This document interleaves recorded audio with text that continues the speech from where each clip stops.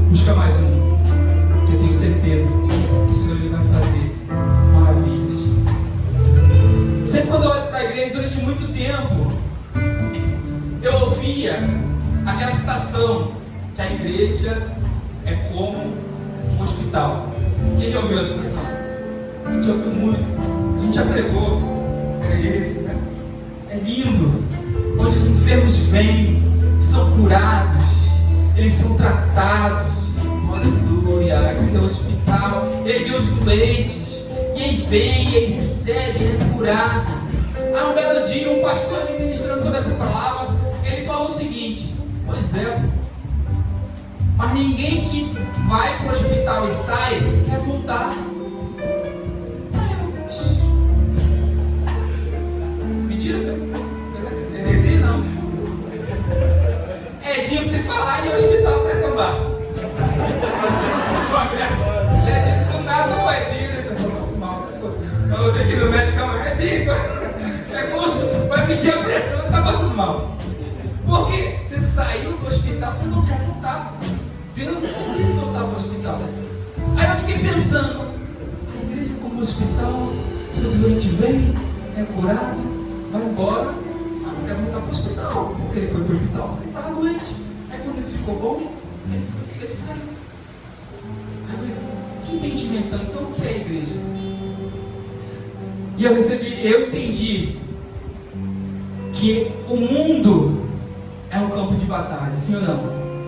Estamos em guerra, irmãos. A batalha é ferrenha. A luta está grande. Agora tem gente tendo bebê de borracha, gente. Pagando 15 mil reais para fazer uma boneca de filho. A guerra está travada. Tem gente achando que é cachorro, que é gato. Tem gente achando que é porco, aí fica rolando no chão, comendo lavagem. O mundo está em guerra. E eu entendi, porque se o mundo está em guerra, o que é a igreja nesse mundo? Ela é o quartel general para os soldados. Tá, mas e aí? Pensa numa guerra. Soldados que estão na guerra, batalhando, lutando, ganhando território, avançando, conquistando. Quando eles precisam renovar as forças, para onde eles voltam? Para onde eles voltam? Para o quartel. Quando eles se ferem na batalha, para onde eles voltam para ser curados e tratados? Aonde? No quartel. Quando eles estão na batalha e acabam o suprimento, para onde eles voltam para reabastecer os suprimentos? Para o quartel. Então quando eu posiciono a igreja como um quartel general, onde os soldados, aqueles habilitados, capacitados para guerrear, eles se enchem, eles são tratados, são curados, eles são treinados, eles são instruídos, eles são direcionados, porque é do quartel que o general vem e fala: ó, esse pelotão que vai atuar aqui, você vai invadir aqui, você vai trabalhar aqui, você vai dar suporte aqui, e você aqui, agora vai. É do quartel. Eu não preciso nem dizer quem é o nosso general, né? O nosso general é Cristo. Não preciso nem dizer. Quando eu trago esse entendimento de que isso aqui é um quartel, e você é um soldado que foi cheio, preparado, capacitado, foi estudado, sabe? O soldado, quando ele está no quartel, o que ele mais quer é atirar. Aqui já aprendi, eu quero ver batalha. No Brasil a gente veio devagar. Mas em outros países, a galera está no quartel. Vambora! Batalha!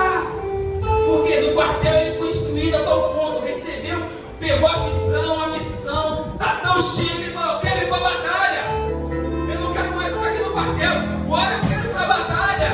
É o que o Senhor espera de mim e de você nessa noite. Você foi instruído, você foi capacitado, você foi cheio, já foi tratado, já foi curado. Meu irmão, o que Deus espera de você agora é que na segunda-feira você vá para a batalha.